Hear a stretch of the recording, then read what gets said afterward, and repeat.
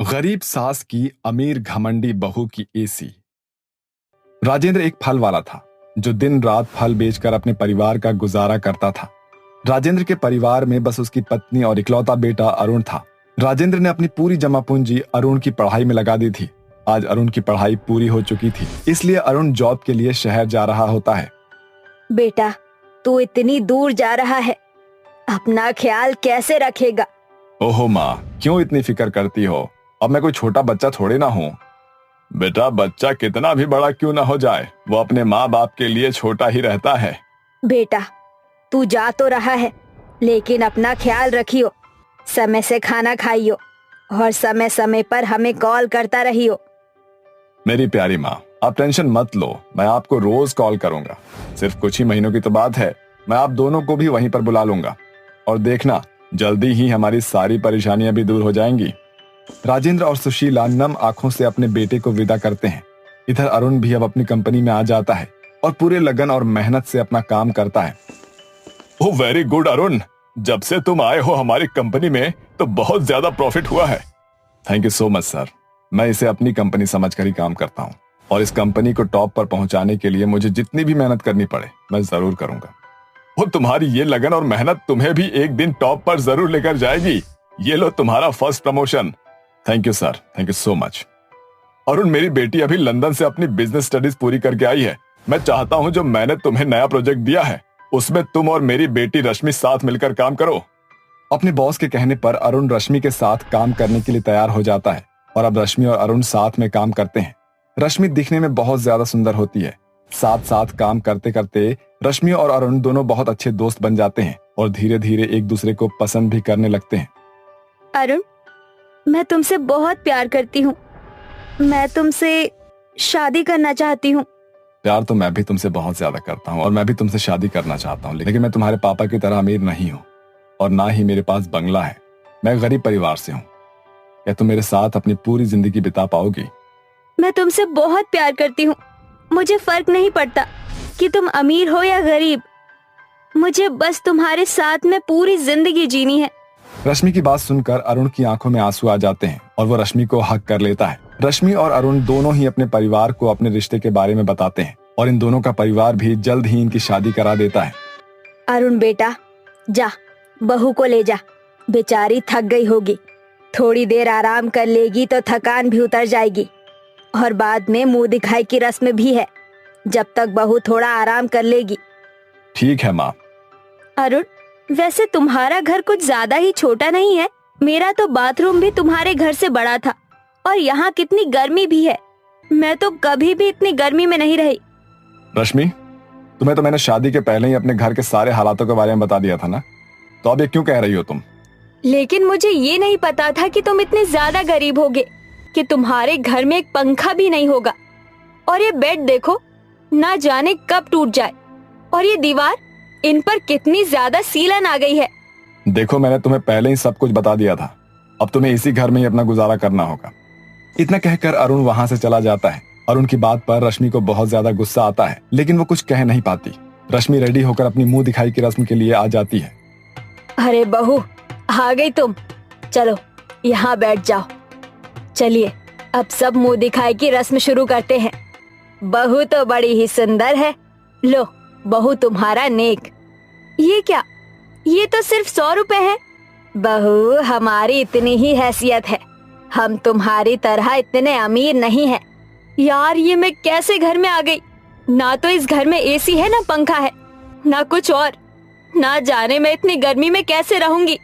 ऊपर से मुंह दिखाई की रस्म में सिर्फ 100 रुपए। मेरे टॉमी के बिस्किट भी इससे ज्यादा महंगे आते हैं।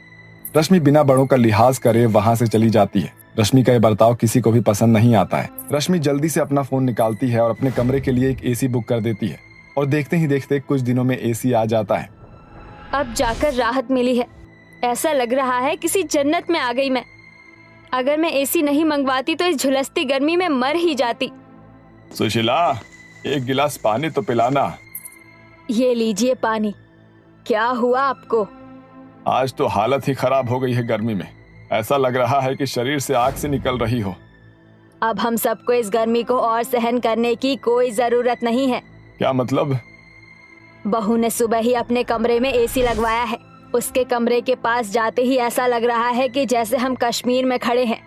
आप बहू के कमरे में चले जाइए, मैं आपके लिए वही खाना लेकर आती हूँ। सुशीला के कहने पर राजेंद्र अपनी बहू के कमरे में चला जाता है।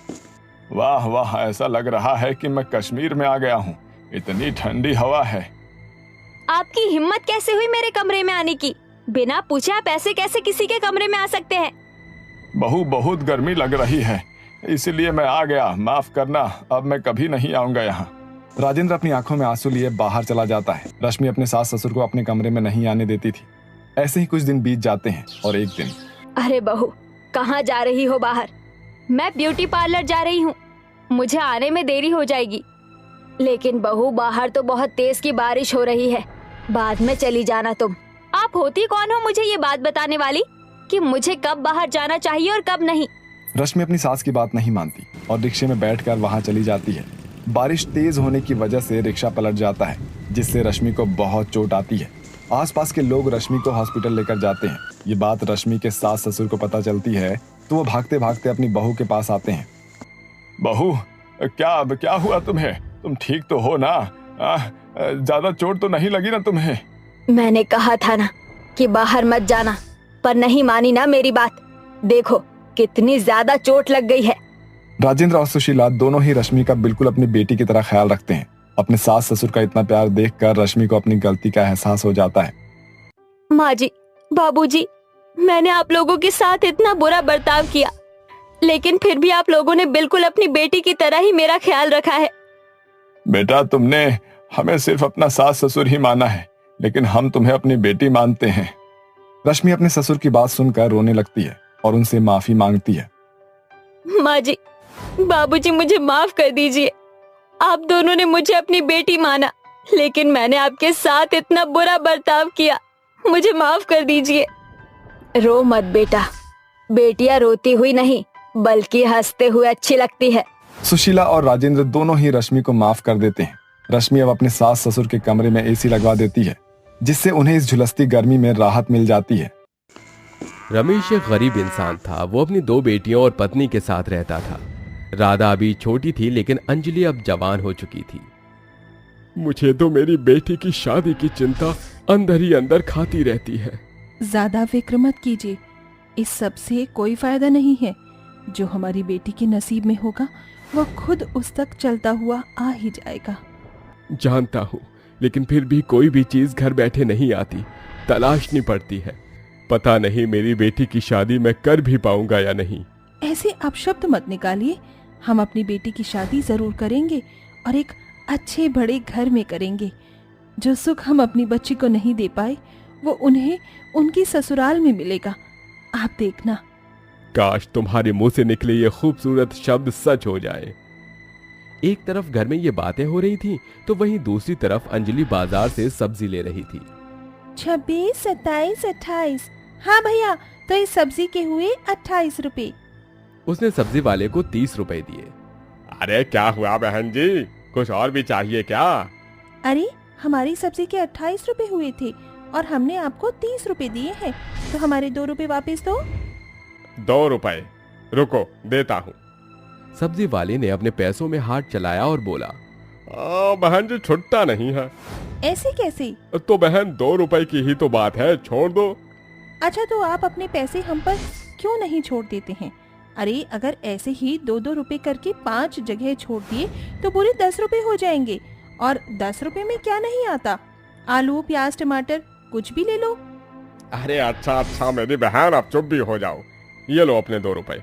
अरे मुझे माफ करो, और मेरे और भी ग्राहक सब्जी लेने खड़े हुए हैं। अब आए ना पॉइंट पे, लाइए, दीजिए। अंजलि ने सब्जी वाले से अपने पैसे लिए और वो अपने घर के लिए निकल गई। वहां सब्जी लेने सागर भी खड़ा हुआ था। अरे ये पटाखा कौन थी? अरे क्या चाहिए भैया तुम्हें? कुछ नहीं, मैं अभी चलता हूँ। अरे ऐसे क्या हुआ? सागर अपनी बाइक पर बैठा और उसने अंजलि का पीछा करना शुरू किया। ऐसा लग रहा है जैसे कोई मेरा पीछा कर रहा हो, लेकिन कौन? शायद मेरा वहम होगा। वो खुद से ही बातें करती हुई चल रही थी कि तभी उसकी चप्पल टूट गई। बच गई, वरना आज इस चप्पल की वजह से मेरा मुंह ही टूट जाता। अरे नहीं, पर ये तो टूट ही गई। अब मैं क्या करूं? अंजलि वहां रास्ते में ही रुक गई। तभी सागर ने मौका देखा और वो उसके पास अपनी बाइक पर बैठकर पहुंचा। बुरा ना मानो तो क्या आप मेरे साथ चलना चाहोगी? दफा हो। ऐसे मत बोलो, वैसे भी तुम्हारी चप्पल टूट चुकी है तो तुम घर कैसे जाओगी? मैं तो बस तुम्हारी मदद करना चाहता था। मैं तुम्हारे जैसे लफंगों को ना बहुत अच्छे से जानती हूँ, मुझे मत फंसाओ। वो दोनों आपस में बात कर ही रहे थे कि तभी बारिश शुरू हो गई और वो दोनों ही एक पेड़ के नीचे जाकर खड़े हो गए। अंजलि टेढ़ी मेढ़ी नजरों से सागर की तरफ देख रही थी। इस बारिश को भी अभी ही होना था, सारे कपड़े गीले कर दिए। मौसम तो अपनी मर्जी का होता है, कभी भी खराब और कभी भी सही। वैसे तुम्हारा नाम क्या है? सागर। और आपकी पहचान? इसी तरह से दोनों में बातचीत शुरू हो गई। बारिश रुकने पर सागर बोला, यहाँ पर तो बहुत पानी भर गया है, तुम घर कैसे जाओगी? आओ मैं तुम्हें छोड़ देता हूँ। सागर ने अंजलि को घर तक छोड़ा। उसे अंजलि से प्यार हो गया था और वो भी उसे पसंद करने लगी थी। कुछ दिनों में परिवार की मर्जी से दोनों की शादी हो गई। सभी घर में अंजलि से बहुत खुश थे, लेकिन उसकी सास उसे पसंद नहीं करती थी। सागर, तूने अपनी पसंद से शादी भी की तो ऐसी गवार लड़की से? न दहेज लाई न कुछ और। अरे वरना मैं तेरी शादी एक बड़े अमीर घराने की लड़की से करती, जो ढेरों दहेज भी लाती और उसका कुछ स्टैंडर्ड भी होता। माँ, मुझे जो लड़की पसंद थी मैंने उससे शादी कर ली, बस। और हमारे घर में किसी चीज की कोई कमी नहीं है जो हम लोग दहेज का रोना रोएं। तभी वहां अंजलि आ गई। जरा सुनिए सागर जी, सासू माँ आज मेरे मायके वाले आ रहे हैं। लो कर लो बात, अब इनके मायके वाले हमारे ऊपर बोझ बनने आ रहे हैं।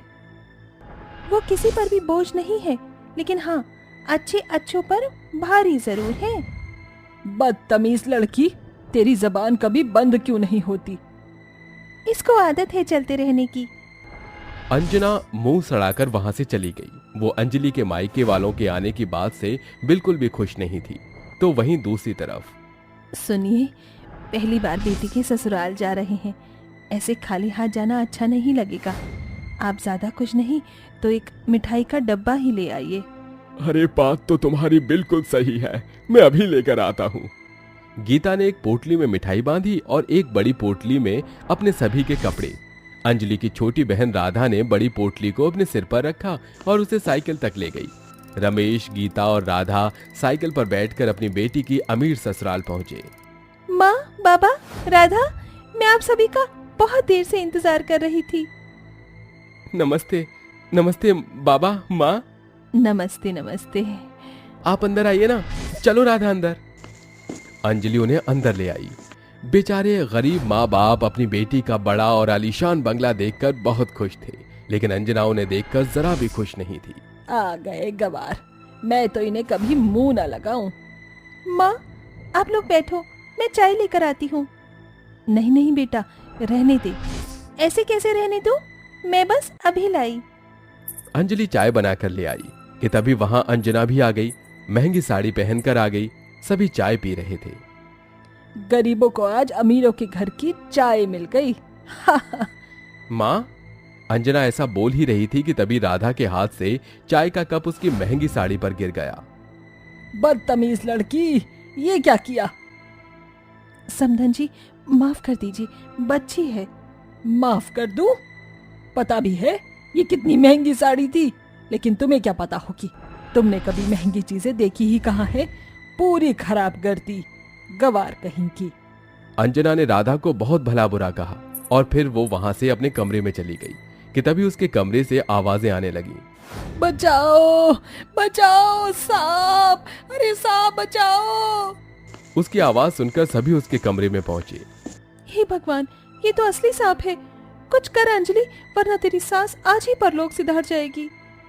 इतने सब सोच ही रहे थे कि वो क्या करें। इतनी देर में नन्ही राधा ने कमरे में से एक गोल्फ स्टिक निकाली और उसे सांप के आगे किया। बेटा, वो काट लेगा, वहां मत जा। कुछ नहीं होगा माँ।